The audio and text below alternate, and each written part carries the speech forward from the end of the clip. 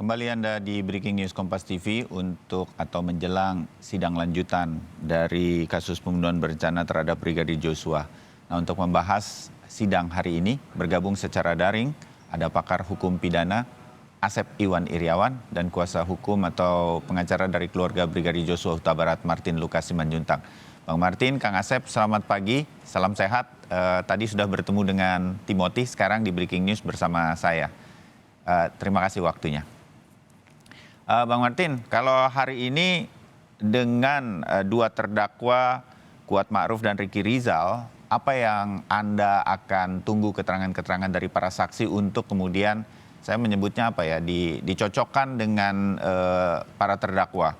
Tadi jurnalis Kompas TV Cindy Permadi sempat mengatakan kemungkinan salah satunya adalah keterangan Susi dengan Kuat Ma'ruf berkaitan dengan apa yang terjadi di rumah Ferdy Sambo di Magelang ketika terjadi perayaan atau anniversary di sana, berkaitan dengan yang bolak-balik ditanyakan terhadap Susi itu kan siapa yang melihat Ibu PC lebih dulu, apa yang dibicarakan antara Kuat Ma'ruf dengan almarhum Joshua, sempat terjadi perdebatan apa dan bagaimana, hal itu atau ada hal-hal lain, Bung Martin?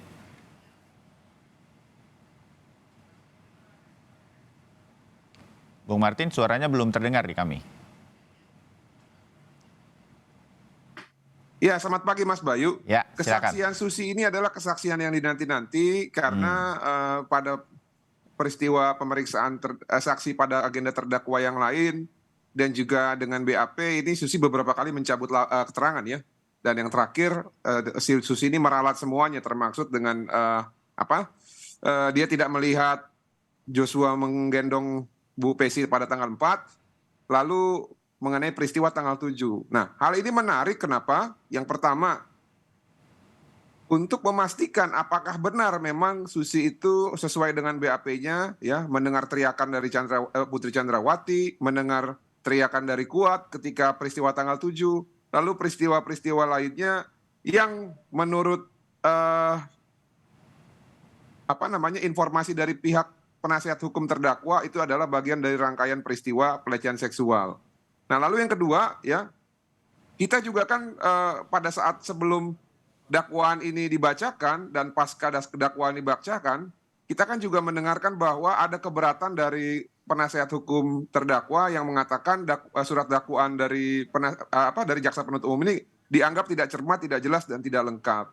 Nah, pada saat itu ada dua informasi yang disampaikan oleh rekan saya. Yang pertama, katanya surat dakwaan itu hanya dibangun ya berdasarkan keterangan satu saksi. Walaupun itu kan nggak nyambung. Kenapa nggak nyambung? Itu nanti ranahnya dibuktikan pada saat pembuktian, bukan pada saat eksepsi ataupun nota keberatan. Lalu yang berikutnya, tidak cermat, tidak jelas, tidak lengkap karena tidak menguraikan seluruh peristiwa yang terjadi pada saat semenjak tanggal 4 sampai dengan tanggal 8. Nah, beberapa ataupun dua orang saksi yang yang digadang-gadang sebagai penguat atas dalil dari para penasihat hukum terdakwa ini adalah Susi dan Kuat. Satu, Susi ini kan sudah memberikan keterangan ataupun mencabut keterangan pada saat pemeriksaan sidang Eliezer. Nah, sekarang mau dikonfrontir dengan Kuat. Nah, saya juga bingung nih nanti, apakah dia akan merubah keterangannya lagi atau akan tetap konsisten? Ada dua kemungkinan ini, Kang Asep, Mas Bayu. Yang pertama, dia mencabut lagi dan merubah lagi keterangannya sesuai dengan yang di awal, dengan konsekuensi dia akan terkena ataupun ditetapkan sebagai tersangka, atau dia jujur. Oke. Terbayang kira-kira. Kita lihat, ya. Oke. Saya ke Kang Asep. Kang Asep, kalau kita menduga begitu ya, bahwa majelis hakim ingin mengetahui apakah betul-betul terjadi pelecehan di Magelang begitu terhadap Ibu PC. Kan kalau kita petakan sekarang Kang Asep, tentu ada Ibu PC yang katanya mengalami, sementara terduga pelaku sudah almarhum Joshua. Nah, apakah Susi ART di Magelang dan juga Kuat Ma'ruf ini melihat langsung begitu kan, kira-kira itu yang pengen diketahui. Kamera kan nggak ada atau apa, jadi kan sekarang bergantung pada kesaksian saja Sementara Joshua-nya sendiri sudah wafat. Nah, bagaimana nanti hakim akan melihat ini semua sebagai sebuah betul-betul ada atau enggak? Apakah ini memang dicari oleh majelis hakim atau sekedar ingin diketahui saja? Atau bagaimana sebenarnya dalam persidangan kali ini, Kang Asep? Oh maaf ya, kalian Iya. katakan misalkan umpamanya ada pelecehan seksual, ya siapa yang melihatnya gitu? Mm-mm. Kalaupun ada, itu siapa yang benar-benar melihat? Ya, itu kan belum menjadi fakta hukum. Selama berkekuatan hukum tetap yang nggak bisa dianggap ada, dianggap cerita sepihak. Katakanlah sekarang itu versinya PC, dikuatkan oleh KM, dikuatkan oleh Susi, untuk ngapain gitu? Cerita kekerasan seksual, ngabisin durasi gitu, ya. Ya nggak tahu ngapain. Katakanlah saya umpamanya, ini untuk membuktikan ya bahwa ini kenapa Sambo melakukan pembunuhan karena Iya. ya, harga dirinya diinjak, dia kadipropam, ngerti hukum, maka harus membunuh. Kepret aja sudah Joshua-nya gitu kan. Selesai kan? Jadi kalau yang paling hina pun itu udah nggak masuk akal. Apalagi ini tidak ada gitu kan. Kan cara hukum harus dianggap tidak ada fakta itu kan karena belum udah di SP3 kan oleh Pak Andi ya diselesai dulu itu kan. Nah sekarang cerita dibuka lagi cerita itu ya misalkan menanyakan KM pasti cocok kalau KM saya prediksi dengan Susi pasti cocok gitu dicocok lagi pasti cocok. Cuman saya pengen tahu ketika Susi berubah-ubah yang ketiga kali loh, yang pertama di E, yang kedua di PC, setelah yang ketiga lagi masih ngeyel, ya bohong. Saya pengen tingkat ketegasan hakim, berani nggak mentersangkakan gitu kan? Pada Susi. Kedua, KM, itu kemudian akan didukung saksi ajudan, kelompok ajudan juga nanti. Ya tadi yang saya katakan, apakah nanti ada kesetiaan, kesesuaian, ya. Nah kalau kesetiaan kesesuaian, pasti Susi dua-duanya masuk. Setia juga kepada bosnya, sesuai juga dengan cerita-ceritanya yang di sebelumnya gitu kan. Kalau kesesuaian, kesetiaan demi kebohongan, berarti nggak ada kepastian dong. Aturan itu harus berani, hakimnya menggunakan pasal yang sering saya sebutkan gitu. Itu kan fakta, takut merugikan orang lain. Kedua, nanti ini kan rombongan ajudan juga terbagi dua gitu kan. Nah, sejauh mana majelis pernah mengingatkan dari sidang pertama bahwa supir ini lebih berkuasa dari ajudan.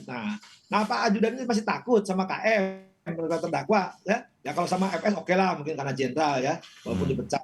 Tapi sekarang, nah ajudan-ajudan yang selama ini sikap dengan KM bagaimana ya, entah Romer, entah saksi-saksi lain, nah apakah konsisten ya atau kesesuaian dan kesetiaan? Kita ingin lihat persidangan sekarang. Kalau sekarang misalkan nampak diulang-ulang lagi tadi ya, satu setia, satu sesuai dengan faktanya ya, nah itu harus ada keberanian dari majelis. Jadi jangan sama juga nanti ya kita ingatkan juga lah di sini ya. Yeah. Pertanyaannya larinya ke seksual, sudahlah nanti hiburannya acara khusus aja, acara gosip mama dan aki-aki nonton gosip gitu. Oh ya terbayang Kang Asep. Nah Bung Martin Anda begini Kang Asep, saya bicara sebagai publik ya.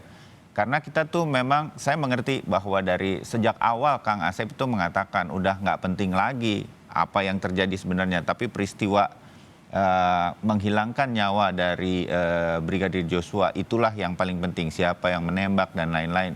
Itulah yang diagenda di persidangan begitu. Tapi sebagai publik tuh saya masih menangkap begitulah. Paling enggak dari pertanyaan teman-teman berkaitan nanti akan terungkap nggak sih benar terjadi apa enggak sih? Kalau terjadi itu siapa sebenarnya? Itu betul masih jadi bahan gosip Kang Asep. Dan mungkin juga Bung Martin, pihak keluarga ingin ini jelas begitu. Ada atau tidak. Jadi bersihlah nama almarhum. Kira-kira itu ada keinginan juga nggak dari keluarga almarhum Joshua, Bung Martin? Ya, Mas Bayu, satu perbuatan itu bisa dipastikan terjadi atau tidak, ya, manakala diadili dan ada produk putusannya. Nah, namun sayangnya ya dalam hal ini itu tidak mungkin bisa terjadi, ya, karena korbannya, ya, ataupun yang diduga sebagai pelaku itu sudah meninggal. Joshua ya. Itulah yang diamanatkan oleh pasal 77 KUHP ya, penuntutan ditiadakan apabila terduga ataupun terlapor meninggal. Nah, namun sayangnya Mas Bayu, laporan yang mereka gunakan pun itu di SP3 di awal. Ada 2 laporan. Nah, makanya sebenarnya ini harusnya sudah selesai, ya. Ini sudah selesai. Nah, namun ada lagi di skenarionya. Ternyata lokus dan tempus berubah, pindah gitu ya. Mundur 1 hari. Walaupun awalnya katanya mundurnya 8 hari gitu ya, atau 4 hari di tanggal 4. Nah, cuman kan kita patahkan dengan temuan-temuan yang kita temukan, kita publikasikan, dan akhirnya dia buat lagi lah karangan-karangan cerita katanya Joshua memaksa membopong, dan itu pun sudah terpatahkan. Nah, cuman memang saya lihat orang-orang ini memang tidak punya rasa malu ya. Kenapa saya bilang tidak punya rasa malu? Karena obsesinya itu selalu melulu soal seks gitu ya, seks gitu. Saya juga bingung kenapa sih kok sepertinya seks terus gitu loh. Nah, lalu tidak cukup dengan seks, ternyata sekarang orang-orang ini juga menyerang kepribadian ataupun karakter dari anak klien kami dengan mengatakan katanya memiliki kepribadian ganda. Yang punya wewenang untuk menilai ataupun memutuskan seseorang memiliki kepribadian ganda itu ahli psikolog, bukan pengacara. Ya. Salah jurusan itu Arman Hani sama Febri. Ya. Harusnya dia jadi psikolog. Ya. Oleh karena itu saya minta ya, walaupun mereka mungkin tidak mau ya, stop lah ini. Karena ini nanti berpotensi untuk sebenarnya mendegradasi nama baik kalian juga. Jangan kita membela klien itu ya secara membabi buta sehingga tidak objektif. Kan di awal rekan kita Febri bilang mengatakan dia akan membela kliennya secara objektif.